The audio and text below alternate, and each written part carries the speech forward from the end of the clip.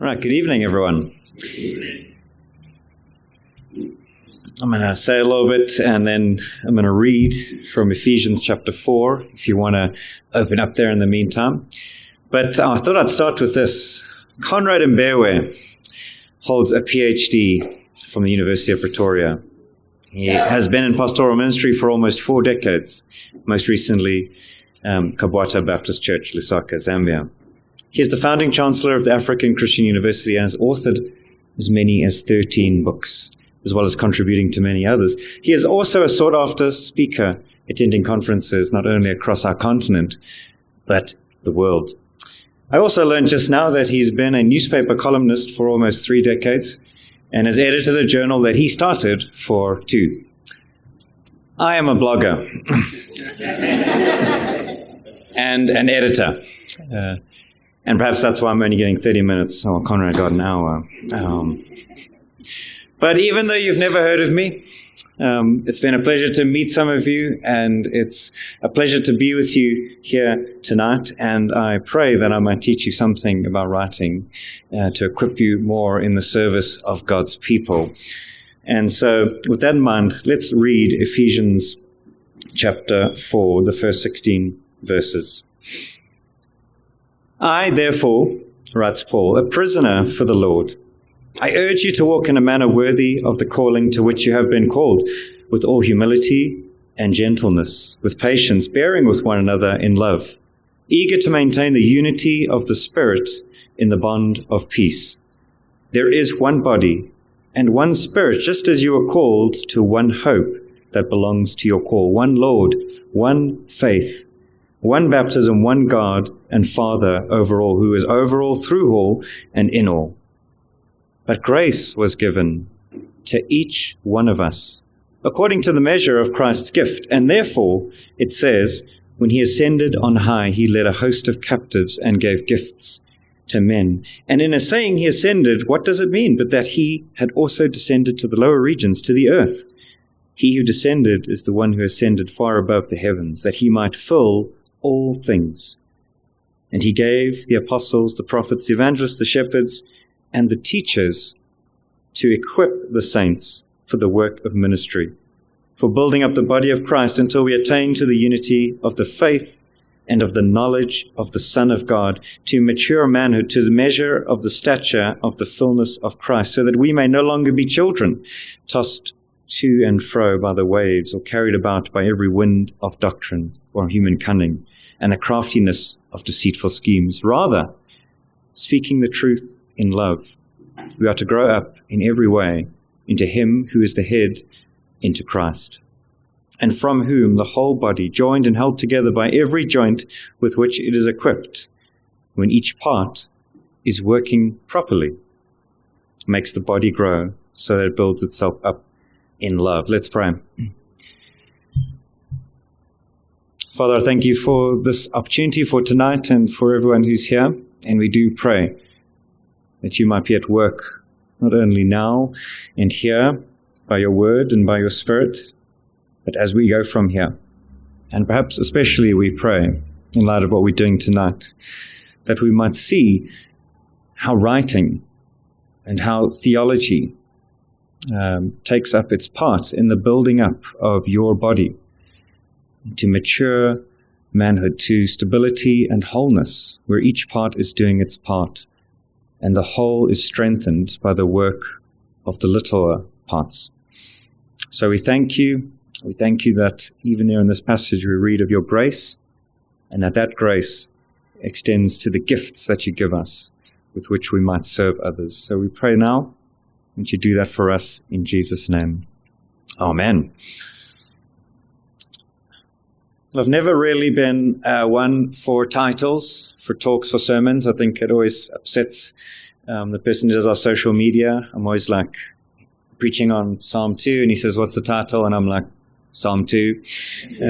But if I had a title for tonight, it would be The Unexpected Blessings of Writing. The Unexpected Blessings of Writing. And you'll see 2 of those in a second, and then we'll fall to a bit of instruction around how we might develop as writers. And so this talk really has 2 parts. But I want you to listen to this quote. And while I read it, I want you to see if you can figure out who said it. All right? You ready? Here, my dear Marcellinus, is the fulfillment of my promise, a book in which I have taken upon myself the task of defending the glorious city of God against those who prefer their own gods to the founder of that city. And I treat this city, both as it exists in our world and time, a stranger among the ungodly and those who live by faith, and also as that city stands in the security of its everlasting rest. Who wrote that? Oh, yeah, guys. I mean, is it because it says City of God in it? Yeah. I was like, I don't know, but maybe I should try and put the Latin in so people don't hear. But yeah, those are the opening lines. That's the preface to book 1 of the City of God. Now, you all could pick that up, but can you tell me why Augustine wrote the City of God? Maybe not as easy a question. Why did he write it? Obviously, as he says here, it is in the fulfillment of a promise to a patron, Marcellinus, who tasked him with the writing of a book, although this came many years after that commission. Why does he write the City of God? I mean, you can shout out if you want. Yeah. Mm-hmm.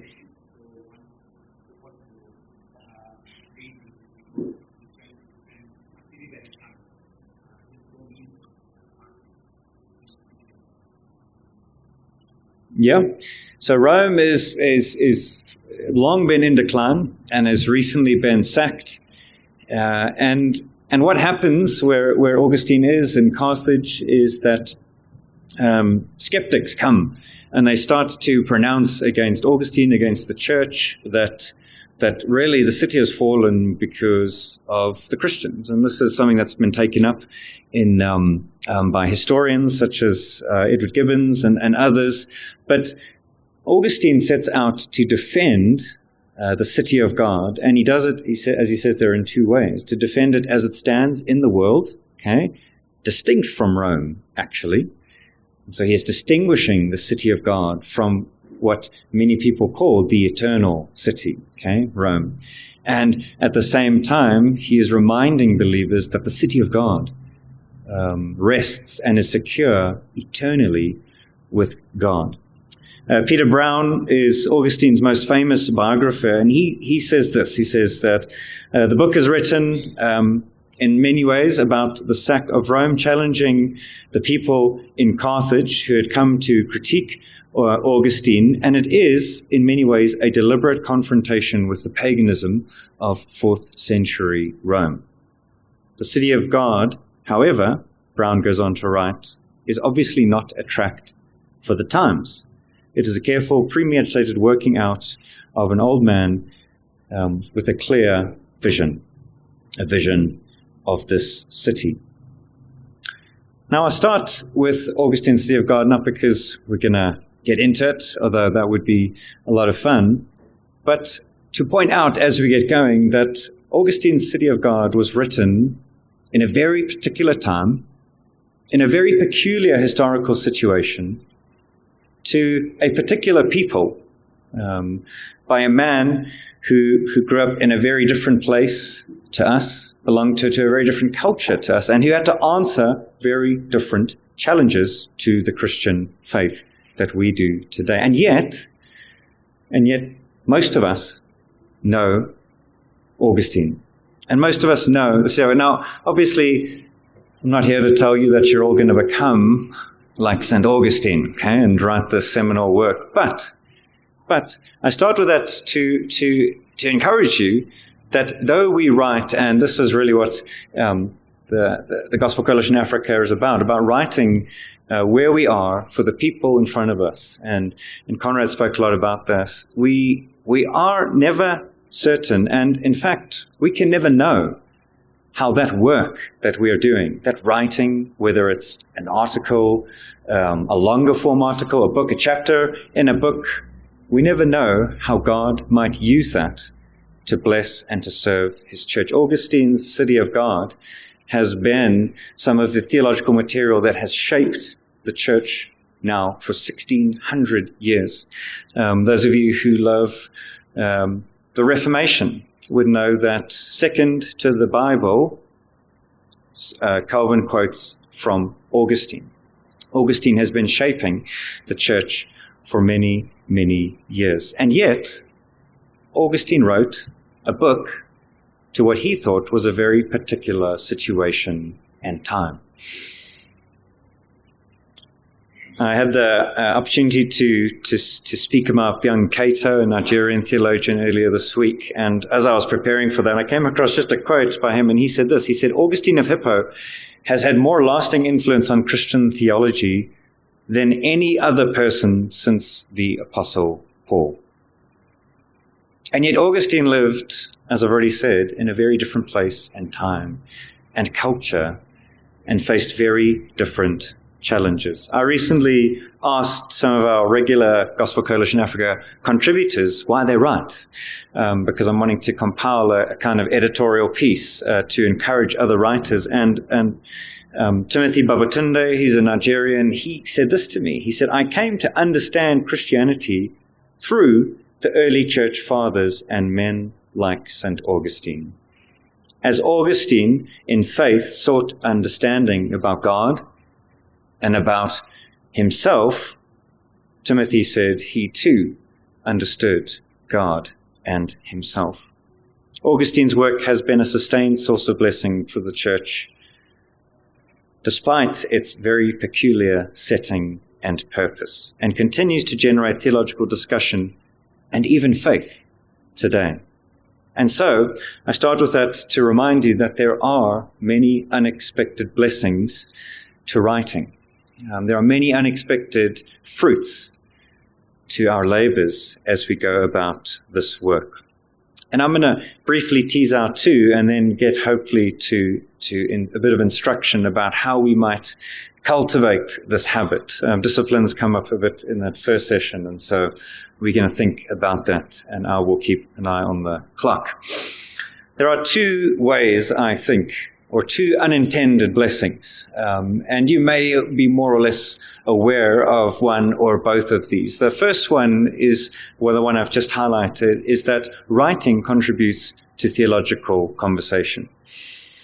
And the second, which we'll get to in a moment, is that writing contributes to your own theological development. So writing for theological conversation as a blessing and benefit to others. We see this in Augustine. We see this in so many other Christian theologians throughout the ages.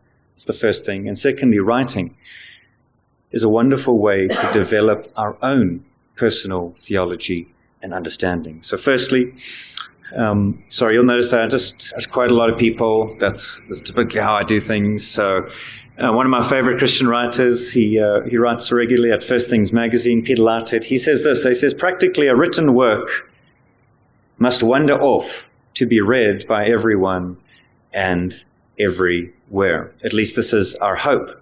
And this, he argues, is a good thing. When you write something, you don't always know where that writing is going to end up. Lightheart goes on to say, you have no control. He likens writing, and we were talking about this earlier, so sorry, some people, it's a bit like rearing a child. He says you are tender with and affectionate, you care for, but always you are preparing this child to send them out into the big, wide world. That's the aim and purpose of parenthood, I think. It is, hey, right? We can agree on this kind of, we want them to go eventually, hey? We love them, but we want them to go. But you want them to be prepared for the world and for what they might do and achieve out there. And that illustration really speaks to the labor of writing and also the aim. That is, as we work hard at writing, as we seek to read and to think and to write and to argue and to gain clarity, to challenge those who would oppose the faith, to engage with issues and questions. We are writing, we are preparing a piece, a written work, again, whatever form it is, from a big book to a small paragraph so that we might send it out into the world, to let it wander off. And we do so not always knowing what it is that it will go on to achieve and accomplish. Peter Leitard goes on to say this. He says that the written text and the task of writing is in some ways incomplete until someone has read it. Okay? He says only when a text is read and discussed and commented on does the text come into its own. He says the text cannot be without others. The text must find its place and do its work in the world, and it must do that with readers. And again, we aren't always sure how that will happen. He talks about the ways in which texts are taken up and misused or abused. And we can think of many examples of that throughout history. Our writers have been misappropriated. And yet, as we go about our task as Christian writers, we do it with the prayer and the hope that God might use those efforts and those labors, often in ways that we will never know or see. And that's okay. And that's all right. Peter Leitard goes on to say, written texts are wondrous. He says, once you've written them, the text thinks it's all grown up, to return to that illustration. He says it grows up and it moves out of your house, and then you don't have any control where it goes or whose hands it will fall into, what kinds of readers will take it up, what kind of neighborhood it might move into. And yet all you can do is prepare the text and send it out. And this is the first point, that we don't always know, and yet we write prayerfully that there will be these unintended, often unlooked for blessings of our writing. We see that in Augustine. I've seen that in my own, and I'm sure those of you who've written could testify to that as well. The second unintended blessing, and then we're going to get on to some discipline matters, is how writing contributes to our own theological development. And also the last time I mentioned Augustine, I promise. And I think it's the last time I quote like a theologian. But he wrote a book towards the end of his life called The Retractions, where he went over a lot of what he had done in his life, in particular his writing and his teaching. And it was kind of a review of his own work and a chance to kind of comment on it one last time and to maybe review some of the things that he said. And there's a great quote in The Retractions where Augustine says this. He says, I'm the sort of person who writes because he has made progress. Okay? So he says, I'm the sort of person who writes because he's made progress. So as he moves along in his faith, he is writing. And he says as well that I'm the sort of person who makes progress by writing. And again, I think all of us who have written or at least attempted to write and to keep some kind of sort of discipline going would have seen this, that writing is a chance often to refine and to review and to reconsider what it is we think and we believe, perhaps not in a sense of taking it all apart, but in the sense of looking to refine it and to tighten it up, to reconsider perhaps what we thought a few years ago in light of the progress that we have made in our own faith. And to ask how I might rephrase that today, how I might have said it better.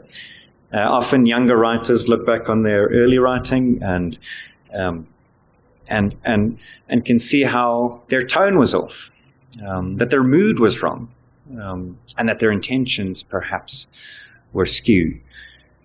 And yet writing affords us a great opportunity to refine ourselves, our own beliefs and theology, because writing forces you to get clarity,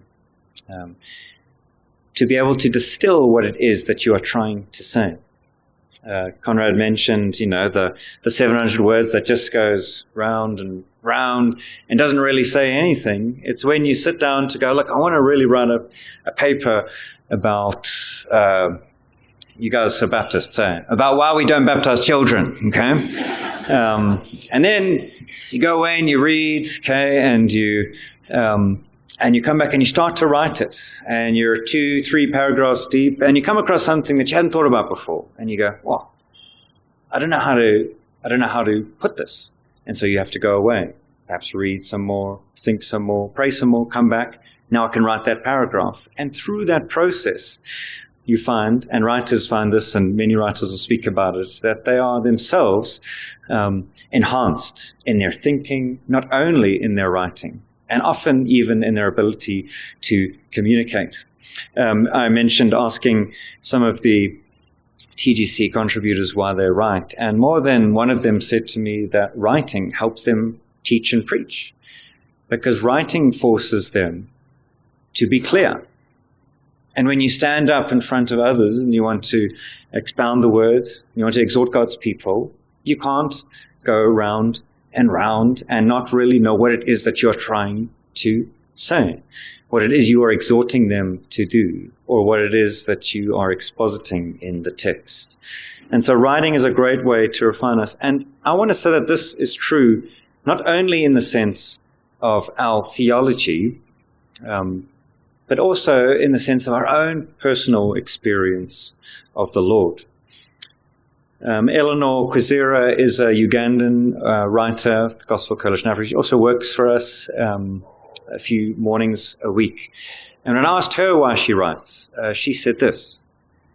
She said, I usually write when I am in the thickets of my Christian walk, when my vision has become clouded and when things aren't making sense. I write because it helps me to acknowledge where I am, and it helps me to ponder on the facts rather than simply on how I am feeling. She says, I write to reinforce my convictions about who God is, about what God has said. And once my convictions, Eleanor goes on to say, are in place, I always find that my emotions align soon after. Writing is a great way, not only to refine our theology, but also to process our faith, our experience of the Lord, and where it is that He is leading us. And so that is the second, I think, unintended, or for some of us, deliberate intention for writing. And so those 2 points taken together, writing is a way in which we can bless and benefit others, often in ways we won't see. And secondly, writing is a way in which we ourselves can develop as thinkers, as theologians, as teachers, and as preachers. And on those two things alone, I think writing is a worthwhile endeavor. If you think back to the Ephesians passage, in Ephesians 4, where Paul speaks about the teachers who he gives to the church, the apostles, the prophets, the evangelists, the shepherds, the teachers, verse 12, with the purpose of equipping the saints for the work of ministry, for the work of service, so that they too might bless and teach in their own ways and build up the church. We can do that by writing. And so very quickly then, if we still have time, I want to talk briefly about the discipline of writing and hopefully try and help you a bit here with this. Now, I've given a few variations of this talk, and I'll share a kind of summary of it so that you can have a look at that. But one of the broader categories when it comes to writing is what I've termed kind of general principles. So Conrad alluded to technique. I would call those the kind of nuts and bolts of writing. And that's really worth spending some time on, and be good at a later stage to do that. And we're very happy to explore how we're going to do that. But I think there's a step that you can take back. And these are habits to help you develop as a writer before you get up close to the text that you are writing. And I've got just 5 for you, and you can write them down, and then I'm going to just say a little bit about each, and then I think we're going to get Conrad back up here and do some more questions. So the 5 principles are that you need to read, you need to engage with what you read, you need to write, okay, that one, just put it in there. You need to share what you write, and then you need to listen to the feedback. Okay, so read, engage, write, share, and listen. Okay, those are the 5 things. Firstly, there's a lot of things that you can read about writing. There's a lot of tools, a lot of resources, and they're all great. And at TGC Africa, we've tried to compile some of those. People like Tim Challies have done tremendous work in serving the church, in thinking about how to write in the nuts and bolts. And I'd encourage you to find those, to use those. But there is more to it than just reading those guides. And that is, if you want to write well, you have to read widely. Okay? If you want to write well, you have to read widely. And Conrad's already mentioned this for us. And this doesn't mean just read stuff all the time, like, you get home after work and you're tired and you scroll Instagram for half an hour and you're like, I read the captions. Does that count? It doesn't count. Most people aren't writing good captions. Sorry. But it's to read good stuff. And again, here I don't mean you need to read only theologians. In fact, theologians often aren't the best writers. I mean just reading good writing and to read widely, to expose yourself. And again, this is what we heard just now, to good writing in the various ways in which it has done. And you learn as you do this, both consciously and unconsciously. You would all know that, people talk about things being easier to catch than to learn. And I think writing in some ways is like that. If you spend a long time reading one person, that person will start to come through in how you speak. Maybe the most famous example of this recently is Timothy Keller. We all know Timothy Keller. And through him, we all know C.S. Lewis, right? Because he spent years and years reading C.S. Lewis. Now, you must read good writers and good works if you want to develop as a writer yourself. One of my favorite authors is an American. Her name is Marilyn Robinson, and she runs writing workshops in Iowa. And she often exhorts her people to say that good writing exists in a whole bunch of forms, genres, and in places. And we need to go out and find those and to learn from them. And so develop a broad diet when it comes to reading. Fiction, essays, short stories, long-form articles, history, philosophy, if that's not too dirty a word. There are able and imitable writers in all of those places across the board. And by digesting good writing in its many forms, you yourself will become a better writer. Secondly, write by engagement. This is something that I often encourage people who are starting out in writing or who want to develop in the beginning. And actually, I find that I still do it, all these years later. And that is to engage with what you are reading. It's one of the easiest ways to write, to read something, to pull out a few sentences from it, and to riff off of it or to engage with it, to critique it, to expound it, to develop it some more, to ask what points could have been added to it or how it might have been better argued. These are all the ways in which you can use your reading now in a conscious way to develop as a writer, to handle text. Okay, to handle good text. Okay, we in the world of ministry we call this exposition. Okay, but the church doesn't have the monopoly on exposition, right? Okay, you can do this with all sorts of texts and in all sorts of places. And it's a great practice to get into because you'll find as you do this that writing comes quite quickly. It's very easy to write a paragraph off of a sentence when you have a good one to engage with. My systematics lecturer, funnily enough, of all people, his name was Dr. Ben Dean. If he's watching here, thanks, Ben.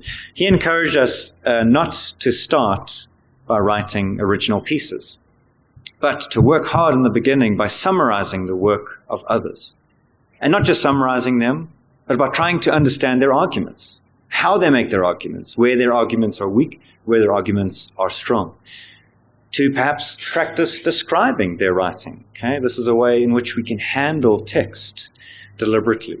Okay, what does it do? How does it make you feel? Okay, what is the texture of the writing like? Okay, these are all things, and this again speaks to Conrad had that great sentence, to the art of writing. Art is not simple propositional fact, point. That's really boring. You can write like that, but people probably won't read it. You want to handle good writing. You want to paraphrase points, perhaps paraphrase whole paragraphs, okay? And critically engage with them, riff off of other writers. Now, of course, this point is dependent on the first. You can't be doing this if you aren't reading. And if you are reading, well, then you're already one step closer to it.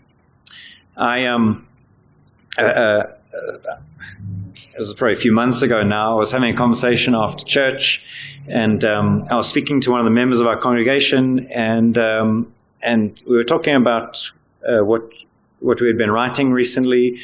And he said to me, he said, look, I read your blog post this week, and he said, and I'm starting to feel like every second or third blog post that you write has a quote from Fight Club in it. I don't know how to take that. I mean, I took it as a compliment because I think Fight Club's a great book. It's a decent film. It's a great book. And while he was exaggerating, okay, it's more like every 4 or 5 blog posts that I do that.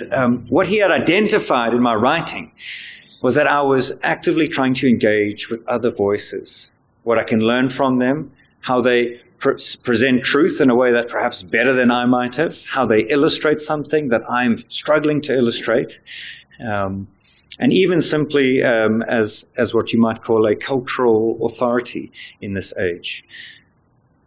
Write by engaging with other good writers. This is a great way to develop, a great discipline to put into place. So you read. Secondly, you engage with what you are reading. And thirdly, and perhaps most obviously, you have to write, okay? You have to write. Most of you here won't have the luxury of writing as part of your work, okay? This is just how it is. And so when I say write, please don't hear me saying, the 3-hour uninterrupted block, where you woke up late, you went through to the kitchen in your slippers, coffee's brewing, you sit down, it's like in the movie scene, you stretch out, and then laptop's in front of you, and then you just start going. This obviously isn't how many of us get to writing, okay? We've been sold this vision by movies. You always see, we see writers. Like Hollywood loves making films about struggling writers. And they always go to a small town, and then they find like a coffee shop, and then they sit there, and then they just sit there and write. And I'm like, oh man, I wish I could just go and sit there and write. But then they also inevitably fall in love with someone in that small town, and then there's all those other complications. And so that's, maybe not a vision for us. But most of us won't have the luxury of having uninterrupted long blocks of writing. And this means that to write, we need to develop habitual discipline of writing. And this can be done in small blocks, and this can be done in big blocks. This depends on you, on your time, and also on your makeup. Okay, some people do need to maybe carve out a longer block, and yet some people can sit down for 10 minutes and punch out a paragraph and then go away and do something else and think about it while they're off doing something else, come back and then write more. Okay, we're all made differently, and that's okay. And we all have different demands on our schedules, and that is inevitable. But as we develop the practice of kind of habitual and routine writing in smaller blocks, what you will see is the accumulative effect of writing. Okay, so I'm going to mention my systematics lecturer again because he said to us in my honors year, I remember he said that if you write 200 words a day, okay, which is only 2 paragraphs, it sounds like a lot until you remember that a sentence is anywhere between 15 and 30 words. So you're talking about less than 10 sentences. Okay, if you write 200 words a day and you do that for a week, you can have 1,200 words by the end of the week. And it's 1,200 because I'm sure you're all observing the Sabbath on Sunday. So you don't write on Sunday. It's only on Monday. So that's a joke. It goes down better with Presbyterians because we're pretty hardcore when it comes to the Sabbath. But if you write just 200 words a day, you can end up with around, let's round it down to 1,000 a week. That's an article. Okay, that's an article, a decent article. If you take that to a month, you've got a long-form essay. You have 4,000 words. Okay, if you aggregate that over the year, now you're starting to talk about a book, actually. Okay, and that's simply through the discipline of writing 200 words a day, which I think for any of us who would aspire to be writers is realistic. Okay, it's going to take a while to get into the habit of it and to get going. There's days when you sit down and you don't write anything because you're like, I hate this piece that I'm writing, or I have nothing to write. And again, that just comes with the territory of writing. And yet there will be days when you sit down and you write 3 paragraphs. Okay, you write 500 words. Okay, in the same time that you'd usually do your 200. And again, this can only come about if we build in the time to write. And so we must simply and routinely, habitually, and with discipline write. Fourthly, you need to share your writing with others. Through my work as the written content editor at Gospel Coalition Africa, I've realized that publishing your thoughts, your positions, your experiences online can be quite a daunting prospect for a lot of people, and especially for novice writers. And I don't think that this is a wrong or a bad thing. In fact, it's probably a good instinct, okay? Because the other extreme is people who think that the world just needs to hear everything that they have thought, and they're just going to bless everyone with all of those things, okay? And that's the one extreme. On the other hand, what I encounter, I'd say more often, is this real hesitation. It's like, well, I'm not so sure yet, if I want to shoot this out. And that's all right, because this whole process that we've talked about up until now doesn't necessarily have to reach the conclusion of publishing something. But, and this is important, to improve as a writer, you do need more pairs of eyes to look at it. Okay, and this might take the form of a friend, of a family member, okay, of your pastor, okay. That would be a great set of eyes for something you've written to give you feedback. Because, you sit with a piece of writing for a week, it's 1,000 words, you think it's the best, that you just think, this is amazing, this is City of God 2.0, in 2,000 years they're going to be like, sure, that book that came out then. And then you give it to someone else and they're like, they're like, why did you move from paragraph 1 to 2? It's like, I don't even know what paragraph 2 is about. Like, I can see the words, but, and I don't know why it's come where it has after paragraph 1. And then you go, oh, geez, I assumed that they were thinking with me, which they aren't. They can only read with you, okay? Which means they can only track with what you write, okay? And when you're thinking about something for a long time, you start to assume that people can keep up. And the reality is they can't, okay? And that is writing is taking them and leading them through what it is, so that by the time you get to your conclusions, they're with you and you haven't lost them. So you're looking back and they've fallen off here. They got lost over there, they're in paragraph 3 and they're walking around looking, and so you have to share your writing with people so that you can get feedback. This is a great way to improve writing. And again, we do that. Of course, I do that as an editor, and encourage and invite all of you to, to share writing if you want it to be published. But if not, to blog in a small space. You can blog in a way that no one can find it unless you share your link. Okay, and that sounds counterintuitive, but again, this is not a bad thing to do because it's there. And there may come a time when you say, yeah, I'm going to switch it on now, and now people can find it. But if not, it's still a place where I can go, share it with a few people on WhatsApp and say, please could you just read this? Take you 5 minutes. I'd love to hear your thoughts, okay? And so share your writing with others. And then finally, I do have a minute. You need to listen to what people feedback, okay? And you need to do this with humility, okay?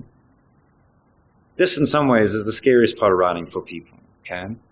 It's that, what will people say, I remember when I started blogging, it was back in 2012, And I shared a draft. I got invited to blog on a platform, and I shared my first draft with the curator, who was also like my peer, and he was younger than me.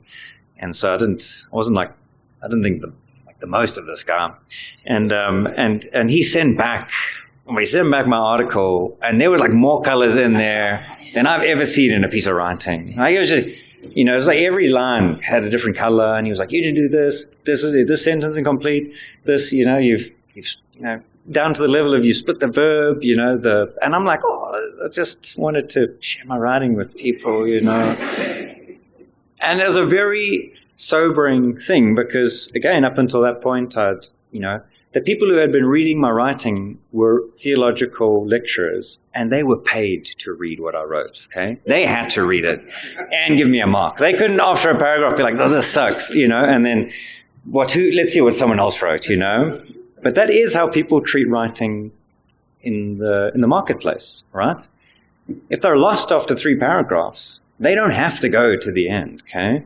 And they're going to check out. And this is where those people, readers, editors, and again, when I say editor, I don't think a professional necessarily, but those other sets of eyes who look at it and go, "Oh, you need to, this conclusion, is this conclusion from another article? Because he's not concluding this article, okay?"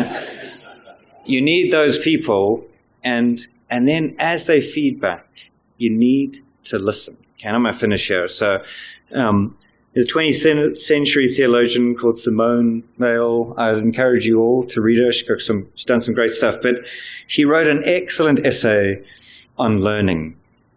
And in it, she identifies that one of the greatest temptations for the learner is in the face of correction, okay? And she says that one of the greatest temptations when faced with correction on our writing is to give it a sideways glance as if it were a bad thing and then to hide it away forever. If we do this, which is what I wanted to do when I received that first blog post back, that first draft. I wanted to just bin it, and start again, or just forget about it. I don't want to write for you anymore, James.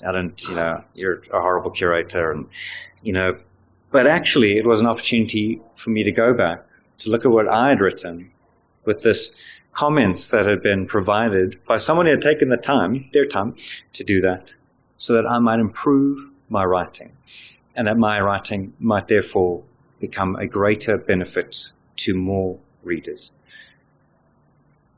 And so Simone Weil, she says, instead, we should take great pains to examine squarely and to contemplate attentively and slowly where our writing simply isn't good enough. We must listen, get down to the origin of the fault, because as the saying goes, we can learn from our mistakes. And so we must listen to those who correct them in our writing and everywhere else as well. And so I'm going to finish there. And should I pray for us? Or, yeah? Or after? No, after.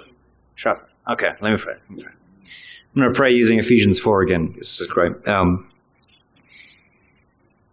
Lord, we thank you that you equip us, your saints, your people, for works of service, whether that is in the church, whether that is taking someone a meal, helping someone with their kids, giving someone a lift, and in many other ways in which we can serve practically. But also we know that writing is another way in which we can serve and minister to others.